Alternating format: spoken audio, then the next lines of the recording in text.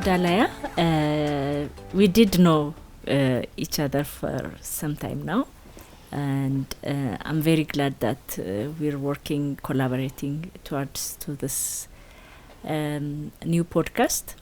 And before we dive into our today's first episode on Ewnet Podcast, I would like to invite you to tell us more about your earlier intuitions on research, generally back in the days when you were elementary or secondary school, and you can, if there is any continuity or change into you becoming the researcher and policy advisor that you are today. And let's trace Dalaya back and to present, and also tell us about your contemporary research interests, policy intervention areas linked to that journey. Thank you, Dr. Netzanet. I don't think there's something peculiar about my journey, but I think I would like to say that my curiosity or research intuition is something that has progressed through a lot of reading and engagement, and of course exposure to various literature in social science. But I think I've always been curious to ask questions, and I think my skill of asking questions has changed and has progressed a lot, which is quite helpful when you're doing research. I think that stands at the core of doing research work. So, of course, my background as political science has given me a strong foundation. Has given me the major frameworks that have been used to springboard to do other research work. And then my specialization in peace, security, and development, and of course has enhanced my understanding of various variables and their relationships. So I find it exciting to be in research. I find it equally exciting to translate research work into policy and action, and of course to see that impact is also equally exciting. I think for the past decade, I've worked on various topics, both independently, and of course they're quite related. So I've worked on peace building, national dialogue, and peace and security. Then my focus has now more moved to political economy, using political economy framework to understand the relationship between, of course, politics and economy, looking at the political drivers of economic development, state building. So that has been my focus, of course, looking at Ethiopia. I've also done work on business and politics, political settlements, and lately I've focused on urban politics, looking at power and economic relationships in urban areas, particularly in Addis Ababa. So I think I've added multiple layers to my research interest, and that has progressed. So I've done so much learning, but I've done so much unlearning as well. I think that's also at the core of research work, that there's so much you learn, but then there are so many of your stands, your theoretical understanding that you revisit every time you have a conversation or you're exposed to a new thinking and a new material. And I find that quite interesting. So I thrive in an environment where we have conversations with others, discussions, their work, and that's why I'm also excited to be part of Ewnet as the deputy principal, where I'll be working with different women. With me. It's true, where I'll be working with you as well. There's so much peer learning and peer mentorship there as well, which is already happening, I think. And of course, looking forward to working with other women. I think it's not what we will do for our members, but there will be so much peer-to-peer engagement. There will be so much that they will do for us as well. I'm also excited about sharing my work and the work that I have done, my thinking behind it. So looking forward to an intellectual engagement where we talk about both the opportunities that are before us and the challenges that we face. Yeah. So just to also go back to, naturally to bounce back to what intrigued me is your work on business and politics. Can you say a little bit more about that? Because that's the area that I don't know much, and I think would all of us would benefit from your research, but also your observation on that area, and to also kind of invite us to think around that angle as well. Sure. It's a couple of years ago I had an opportunity to work with an organization on looking at the role of business in politics, which is, I mean, it's not really a very peculiar topic for Ethiopia, but also even, I mean, all over the world. We know that businesses play a very important role in politics.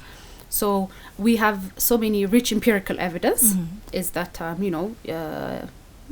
there's so much resources, both from the state to the private sector, but also from the private sector to the state as well.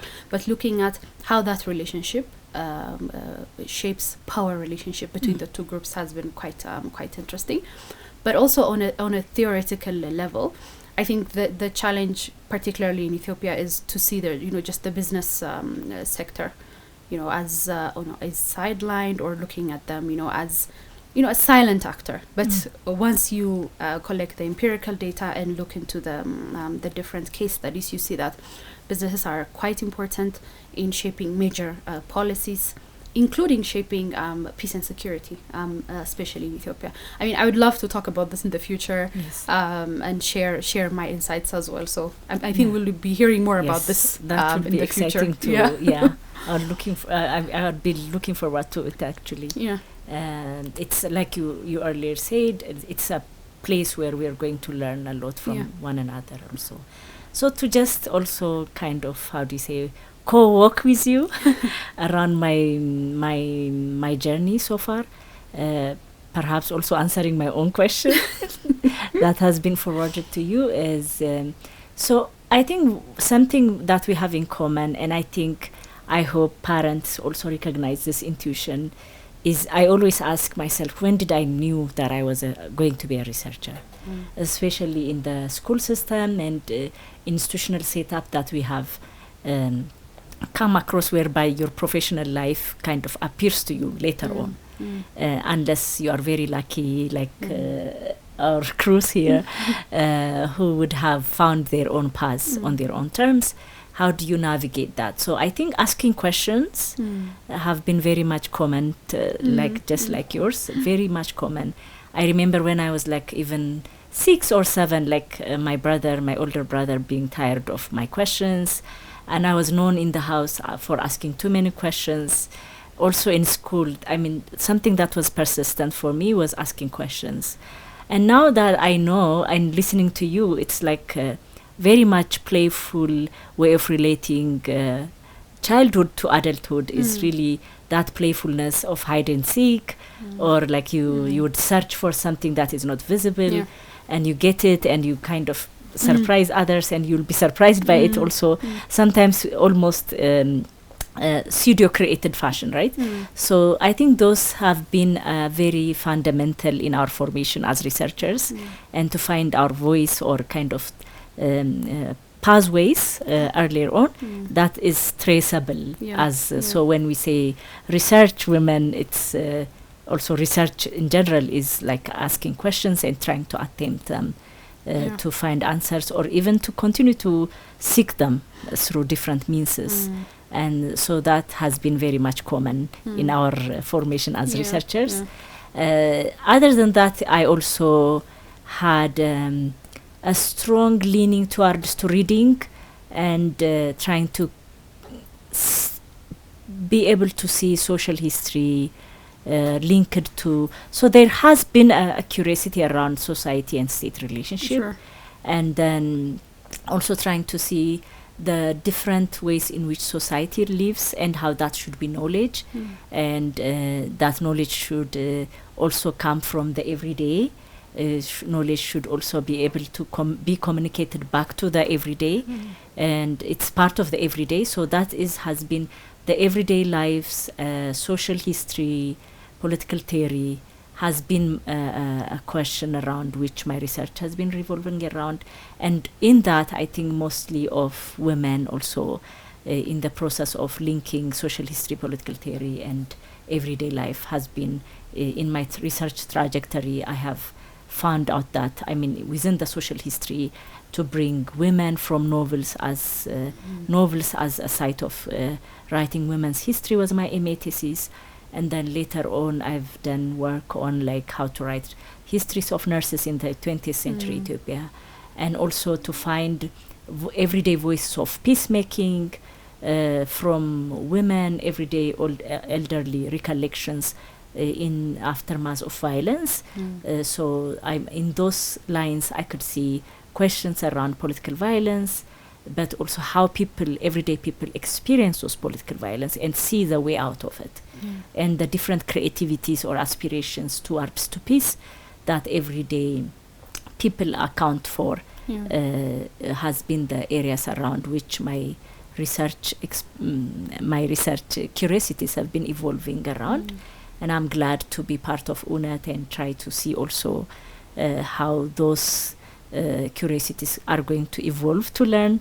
Like we just mentioned, the curiosity around business and politics. So, talking about curiosity, I'm sure your research work on the student movement, I'm a curious reader of the student movement and movement in Ethiopia, and maybe you can say something on that. I know we'll have more discussions around that, but thank you so much for that question. And actually, one of the books we have here, Netzanet Mengistu, a very recently published memoir,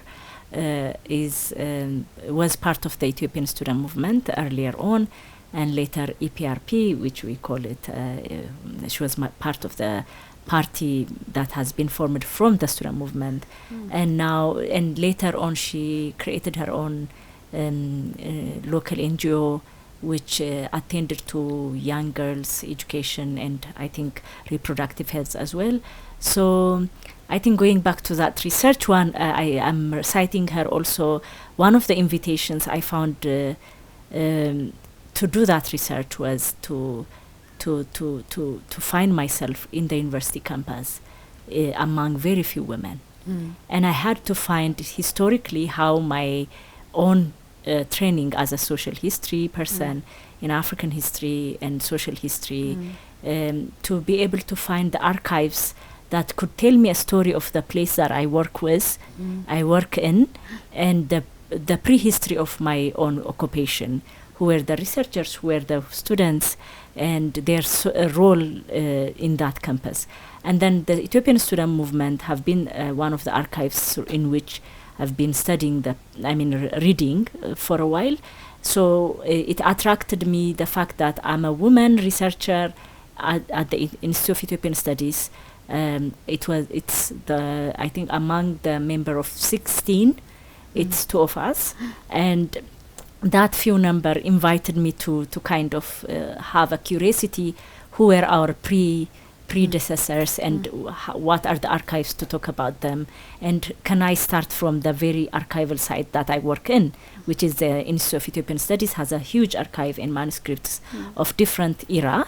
And I started from looking and tracing the women who were part of the universities themselves, who were part of a movement, and I kind of followed an invitation of earlier scholars who attempted to do the work, like Professor Bahru and others, but also to kind of extend that work. What does it look like to extend the archive that they have signposted us to, and to kind of rediscover the number of women who are alive, do our oral history, but also to look into their questions and curiosities that have been evolving within the movement. So it's a way of placing myself within this campus, but also to trace my earlier predecessors from the archival and oral history projects. So this is how I landed, and it's a very long, winding I'm sure we'll have more time to discuss about it. Yes.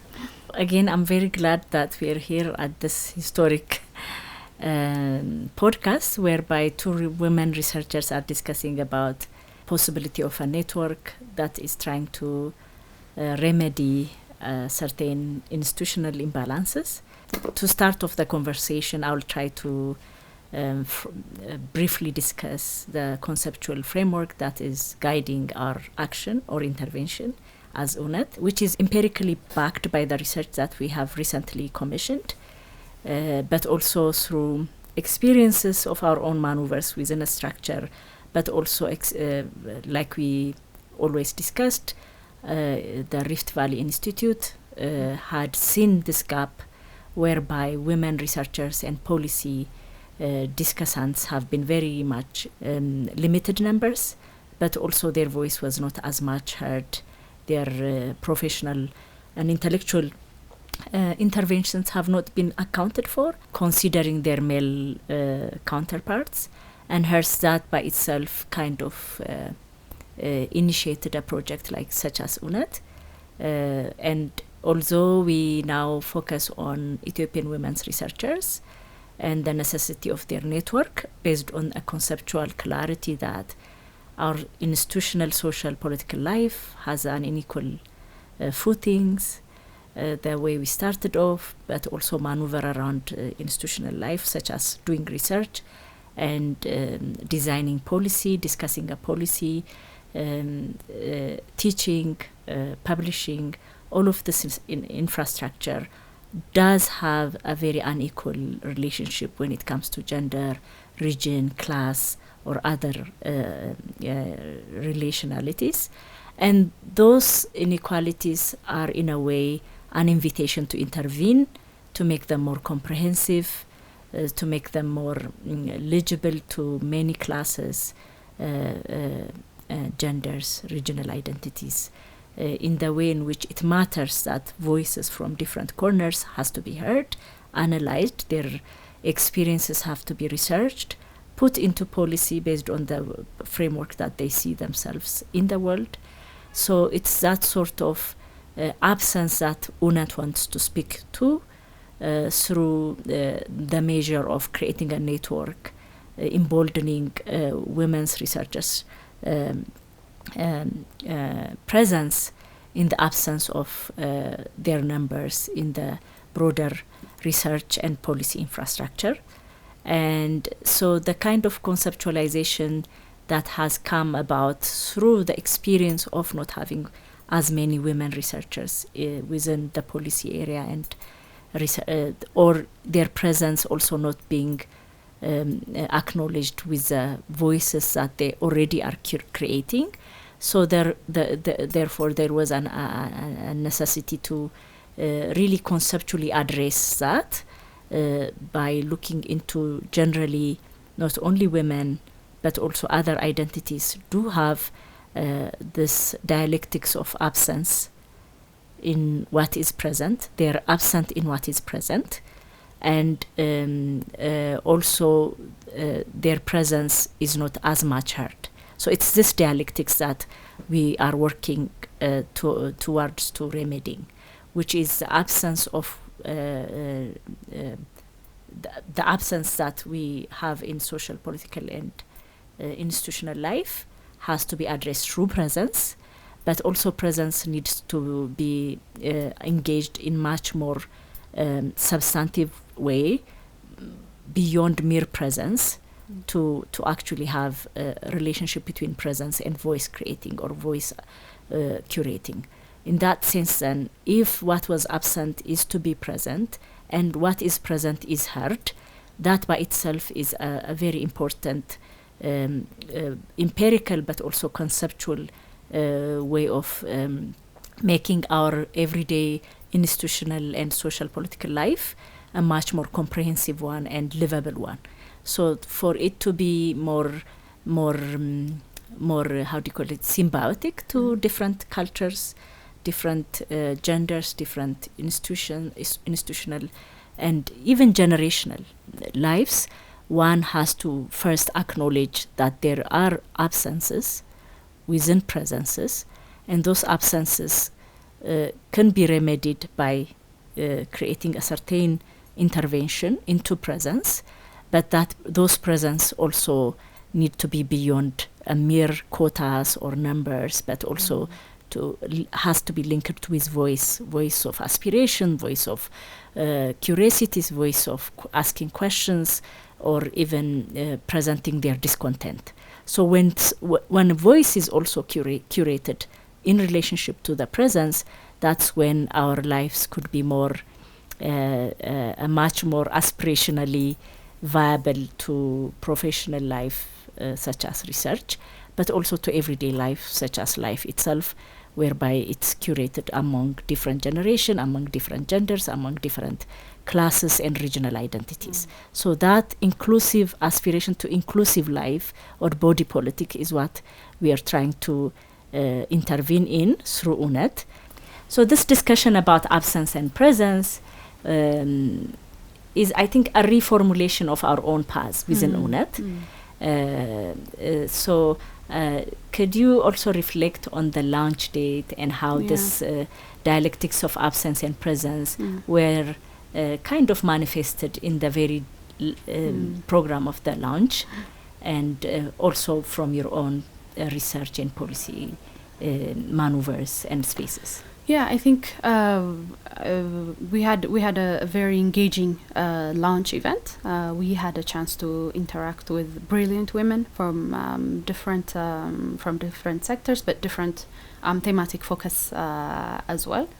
I think one of the feedback that we got, you remember, is that it was quite inclusive, that, and we made a deliberate attempt to make sure that whoever is present in the room represents a certain type of voice, and I think we've succeeded in that.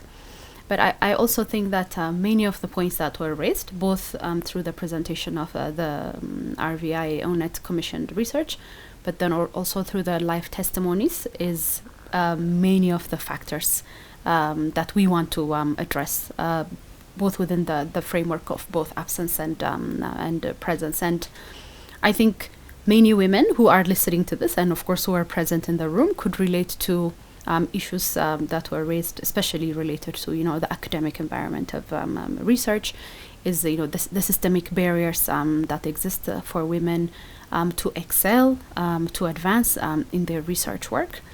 And I found many of the examples that were raised quite interesting, and of course, to be honest, quite sad as well, that women face a lot of challenges. Women academics themselves change a lot of challenges, and the systemic barrier is something that's shared with many within the room. You remember how women were commenting on that. And of course, you remember the discussion on the work-life balance, which we have tried to discuss. I mean, it's a progressive literature and understanding, and I mean, despite what others think, women don't agree on everything. I think that's one of the spaces where we saw, So there were women who said there's work-life balance. There are women who said, let's not try to balance it. And there are women who said it's seasonal. At one point I'm a great professor, or I'm a great employee, and then at some point, I'm a good mom and I focus on my home. So everyone was talking about their experiences and how they deal with these issues. I also thought that the issue of women who left academic, which I want to say something on also, is quite interesting. That while talking about the broad spectrum of systemic barriers, that it's quite important to address the specific areas where women struggle as well, and listening the testimonies of women who were in academic, who were engaged, and it was their interest, their curiosity, but because of many barriers and factors that they had to leave. So I thought that was quite important, and also these are women that we need to acknowledge. We need to acknowledge their presence as well. Absence, exactly. So the fact that they were displaced and absent does not mean they're not relevant anymore. Exactly. That this is also a space for them to amplify their voice. Maybe one last point before I pass it on to you is the interesting discussion about informal rules. So there's a formal curriculum of academic, but then there's a hidden curriculum. There are informal rules, informal networks that are quite important, that women have difficulty tapping into, or that women are isolated from. And these are important networks that help you advance your career, advance your research work. And from the presentation that was made, you could see that women were struggling because they were not part of that. So I think the launch brought forward in many ways the lived experiences of those women. Women were open about their experiences, they were sharing, but also I think that was a great platform for collective action.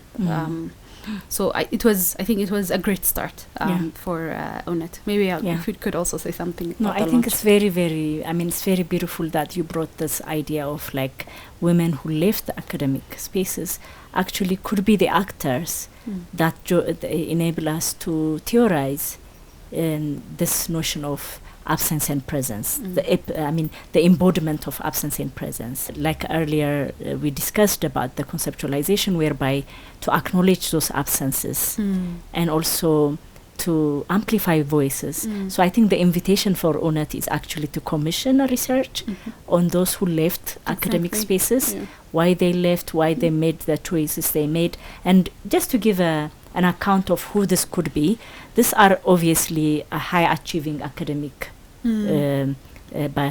So back in the days, to be part of an academic institution, one would have to get the highest grades, and these are usually 3.6 and beyond, and it was very much merit-based and competitive, and they've passed through that. They made it through the academic institutions, and they actually, most of them, the ones I remember, have actually worked for 2 or even beyond those years within those institutions, but they decided to leave. So those accounts we don't have the entire account of why.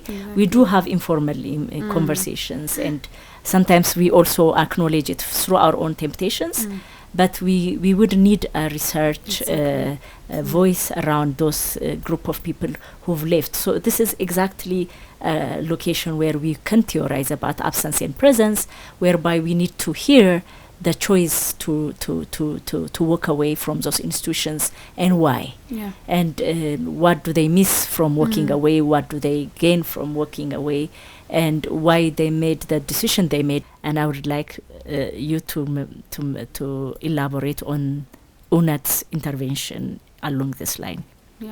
Thank you for that, Dr. Nazanat. I think that's a very elaborative way of expressing actually, the thought leadership behind Ewnet, and that there was an intellectual labor to conceptualize what the network is all about. And I think I can say that many of the challenges and many of the conceptualization challenges that you spoke about also exist in the policy space.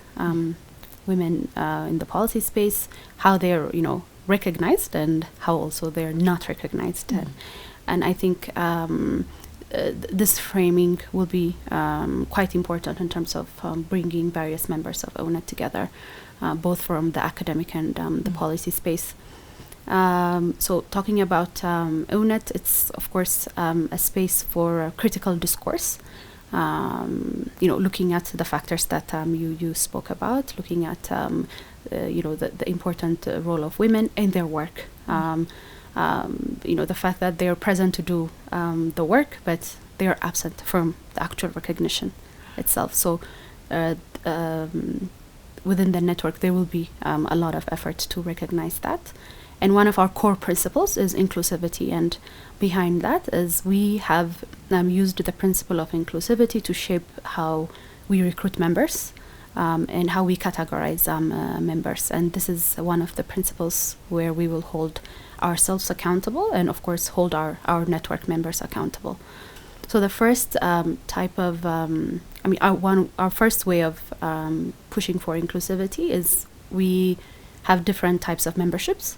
So first type of membership is our core membership. So these are women focused within the social sciences and humanities, women who intellectually labor and who are producing work. We want to recognize their presence through membership as core members. So as core members, they will have an opportunity to access the various work that we do, which of course will be elaborated later. Our second type of membership is what we call global solidarity. So we of course recognize the membership of women within Ethiopia, but we also want to work closely with other women outside of Ethiopia, but who do research on Ethiopia. So where these are, women researchers who are not in country. They may not necessarily be Ethiopian, but who follow Ethiopian social sciences and humanities study closely. So this is the second type of membership. The third type of membership is the honorary membership. So this is for women who are quite advanced in their career, who have accumulated years of experience and knowledge within the social science and humanities. First is, of course, we want to tap into their work and their experience, but also we want to create a platform where they will connect their work and their experiences through membership and through mentorship to other women, mostly focused in the core membership. This is designed in a way where it is inclusive, of course, across region, across ethnicity, and across class. So our attempt is to live up to this principle, to make sure that it's diverse enough and it's inclusive enough. I will maybe give you a chance to talk about the amplifying voices side of Ewnet. Thank you so much. Again, I think it's very clear from the side of inclusivity, as you've so the two pillars or values that drives the dialectics of absence and presence, how we want to make it a more comprehensive and substantively meaningful, substantively diverse collective, is through this notion of inclusivity, to think through it and to practice thoughtfully on how we recruit members, but who are these members. So the absence that we have acknowledged in the research and policy environment will be addressed through the creation of, like you said, an inclusive network that kind of organizes women around their work, which is research and policy. And the other side of that value that wants to address the absence-presence dialectics, like we said earlier, is the dialectics do acknowledge absence and remedy it through inclusivity, and then also acknowledge presence to be beyond mere presence, but to amplify voice. And by voice here has to be understood in a manner in which it's commensurable to the work that researchers do. So what do researchers do? Researchers go out and do research to either do for academic intellectual purposes or for a policy or practice. And this research expertise have writing, methodologies, publishing, and dissemination of their work. And hence the voice that we want to amplify has to be amplified along this vocational everyday toil, which has to do with going to the library, working with previous literature reviews, but also implying different methodologies in humanities and social sciences. Up-to-date cutting-edge scholarship has to be produced for the academic and policy research, and women have to be supported to remedy their absence, but also their presence to increase the quality of their presence. And that methodology workshops on writing, workshop on publishing, and we do have grant giving or very small grants to enhance their visibility in publication, in policy reviews. So the second value is amplifying voices. And like I said earlier on, those voices are women researchers' voices, and they are to be amplified through collective coming together communities of practice, like you said. So that creating a communities of practice of researchers to come together, acknowledge each other as researchers, like we do today, and to also discuss about their challenges and to remedy it through different interventions, if it's peer writing, peer reviewing, publishing together or researching together, but also, like we said earlier on, even though there are generational divides, we want to think of them as a very collaborative way, which is intergenerationally think through a certain vocation, which is research, womanhood and research. So then we designed a program whereby we do have podcasts like today, those podcasts would be created as a space for disseminating, but also as a space for mapping women in the research ecosystem. So it will be to map them historically by doing a biographical podcast session, but also to map them in the present as they do research and their work is coming out, to acknowledge it and to give them a space through podcast is one.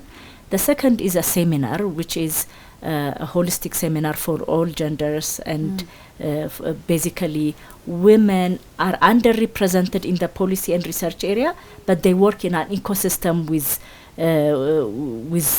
male colleagues. So then one way of amplifying voices is to actually have that space being filled by both members of our community, which is research community. And to do so, we will have a monthly seminar where both men and women will come together and under Ewnet discuss their work and disseminate their work and engage in a scholarly and policy discussion. So that's the second one. The third one, we're thinking of a writing booth whereby women of our core members will come together, probably with mentors, to sit together for a few days to write up a certain draft or to kind of go through their draft and put it to publication. So the third is writing group. The fourth one is, which is very important again, is to finance or aid a research activity for women who will get a research grant. There will be a call. A small seed grant will be given to either strengthen the research that they're doing or to also give them a seed grant to start the research that they want to do. So basically the Amplifying Voices is curated around the research practice to increase their visibility, means in publication, in seminars, in disseminating their work through podcast, in policy reviews. So this would be the second value. The first value has been addressed by you, which is to thoughtfully create a certain group of community of practice around women and research and Ethiopia. And by Ethiopia, we also, like you said, we include both regional and, Addis-based scholars and policy makers within the government offices, within policy area. Women who are doing from NGOs, IGOs around policy and research in humanities and social sciences, but also those who are also working within Addis as academics and policy. So that area is, those are the two values, the inclusivity and amplifying voices are the two values which attach to the problematic that we have introduced through this absence and presence dialectics, acknowledging absence when you're not seeing someone in the room, to acknowledge that. So to design a program that brings them in, but also to acknowledge their sheer presence or mere presence is not an end on its own, but it could encourage our social political life much more richer by amplifying their voice to be heard, their aspirations to be tabled, their questions and discontent to be tabled, so that we all as society will have a more equal life. I think that's quite elaborative. We've said so much about the thinking behind the network, how the driving principles, and of course a lot of thought put into on how inclusive and how many of the platforms and that we create are actually to amplify women's voices. So I think for me, what I see right now is this is more than a network. It's a space of collective action where women come together. And I think we've discussed this. And one of the things we were excited about, if you remember, was about potentially using research grant for collaborative work between academic and policy researchers. Bringing those skills and that intellectual rigor together for collective action. So I think it's quite exciting.